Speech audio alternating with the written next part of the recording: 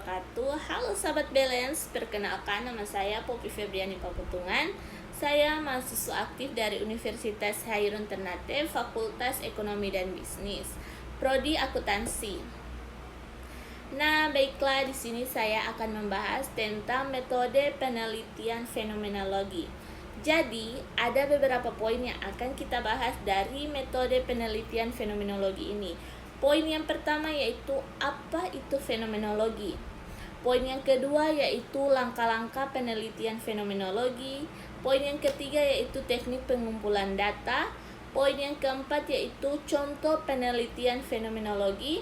Poin yang kelima yaitu kelebihan dan kekurangan dari metode penelitian fenomenologi. Poin yang keenam, aplikasi fenomenologi. Dan poin yang terakhir yaitu tips melakukan penelitian fenomenologi.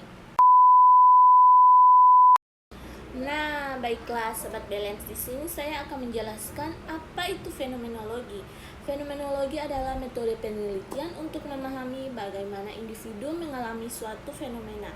Fenomenologi fokus pada makna dan esensi pengalaman subjektif. Fenomenologi adalah sebuah disiplin ilmu dan studi inquiry deskriptif yang meletakkan perhatiannya pada studi atas penampakan atau yang disebut dengan fenomena, akuisisi pengalaman dan kesadaran. Fenomenologi singkatannya adalah studi mengenali pengalaman dan bagaimana pengalaman tersebut terbentuk. Pengalaman yang dimaksud adalah pengalaman subjektif dan intensionalitasnya. Studi ini kemudian mengarah pada analisis kondisi, kemungkinan intensionalitasnya, latar belakang praktik sosial, dan analisis bahasa. Seringkali apa yang kita rasakan secara indrawi akan berbeda dengan apa yang kita maknai.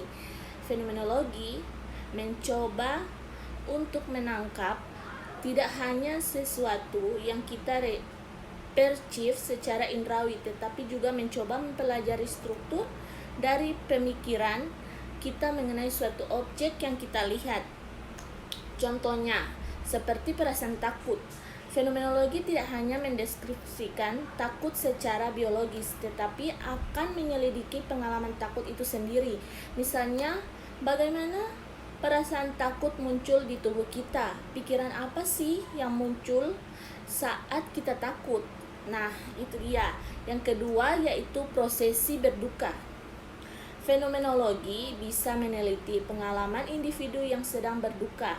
Dengan mewawancarai mereka, penelitian ingin memahami bagaimana perasaan sedih, kehilangan, dan menerima yang dialami oleh masing-masing individu. Nah, sahabat balance, yang kedua yaitu langkah-langkah penelitian fenomenologi. Ada 4 langkah utama dalam melakukan penelitian fenomenologi. Yang pertama yaitu reduksi, yaitu menanggalkan prasangka dan asumsi. Penelitian harus melepaskan diri dari asumsi dan prasangka pribadinya. Hal ini dilakukan agar peneliti dapat melihat fenomena dengan mata telanjang. Yang kedua yaitu deskriptif fenomena, yaitu menggambarkan pengalaman secara detail, di mana peneliti harus mengumpulkan data yang kaya dan mendalam tentang pengalaman individu. Data ini dapat diperoleh melalui wawancara, observasi, dan analisis dokumen. Yang ketiga yaitu di mana kita mengidentifikasi esensi dan makna pengalaman, yaitu peneliti harus mencari pola atau tema dalam data yang dikumpulkan. Peneliti harus menemukan makna di balik pengalaman individu. Yang keempat yaitu interpretasi, di mana kita menarik kesimpulan dan menghubungkannya dengan teori. Peneliti harus mengumpulkan hasil penelitiannya dengan teori yang ada. Penelitian harus memberikan kontribusi baru pada pengetahuan yang ada. Nah, itu dia langkah-langkah penelitian dari metode penelitian fenomenologi. Nah, sahabat balance, yang ketiga yaitu teknik pengumpulan data. Ada 3 teknik utama dalam pengumpulan data. Yang pertama yaitu wawancara mendalam, yaitu menjelaskan pengamatan individu secara menyeluruh. Wawancara dilakukan dengan pertanyaan terbuka dan mendalam. Wawancara harus dilakukan dengan empati dan sensitivitas. Yang kedua yaitu observasi partisipasi, yaitu mengamati langsung bagaimana individu berinteraksi dengan fenomena. Penelitian harus terlibat langsung dalam kehidupan individu. Peneliti harus mengamati dengan cermat dan teliti. Yang ketiga yaitu analisis dokumen, yaitu mempelajari teks dan dokumen terkait fenomena. Dokumen dapat berupa buku, artikel, jurnal,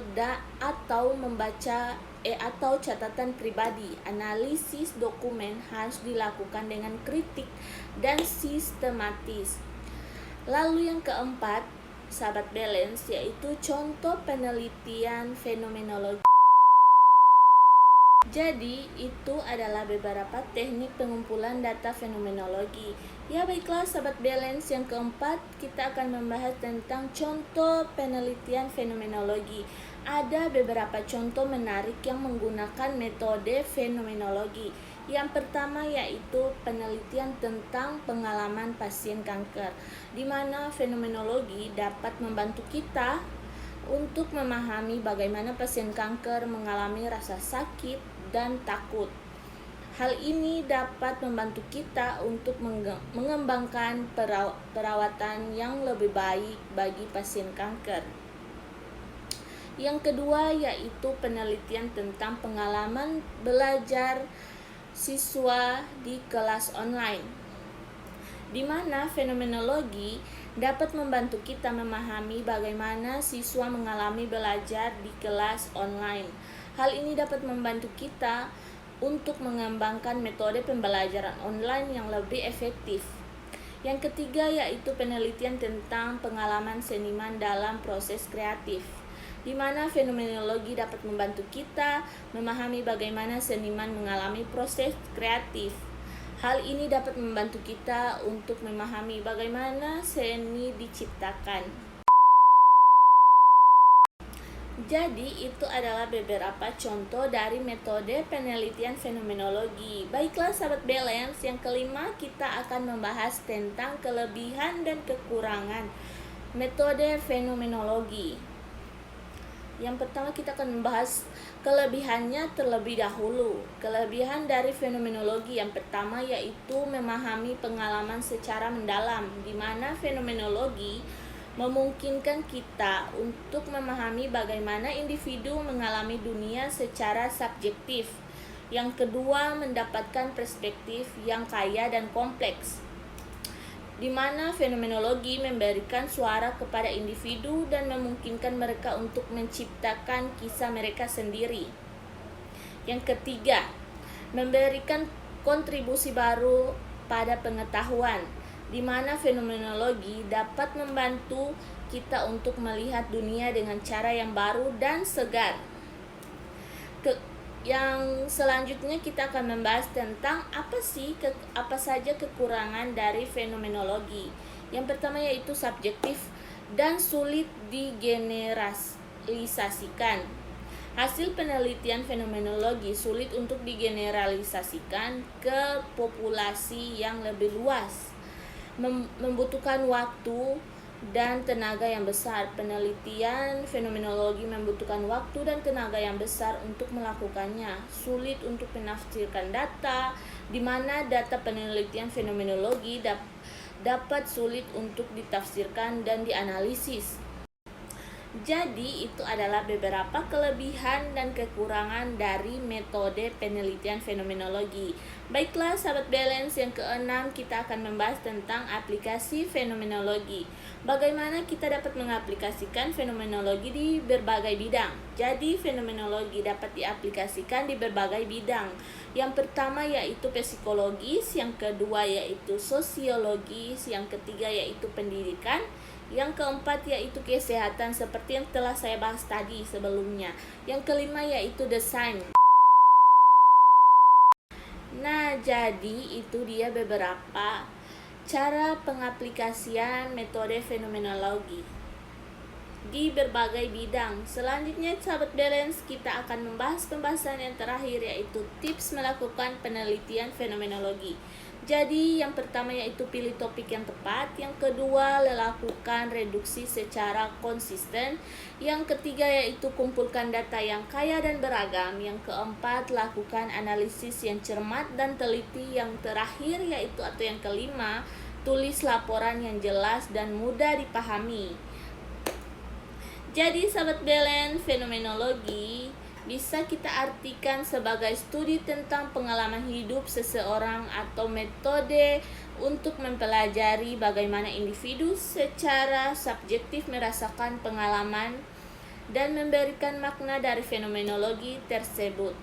Nah, maka dari itu fenomenologi dikatakan metode penelitian yang unik dan menarik karena ada beberapa alasan. Meskipun memiliki kekurangan seperti yang sudah saya jelaskan sebelumnya, metode fenomenologi tetaplah metode penelitian yang menarik dan bermanfaat. Nah, jadi cukup sampai di sini video kali ini tentang fenomenologi, langkah-langkah penelitian fenomenologi, teknik pengumpulan data, dan sebagainya. Terima kasih sahabat balance yang sudah menonton. Jangan lupa like, comment, subscribe, dan share ya. Bye-bye.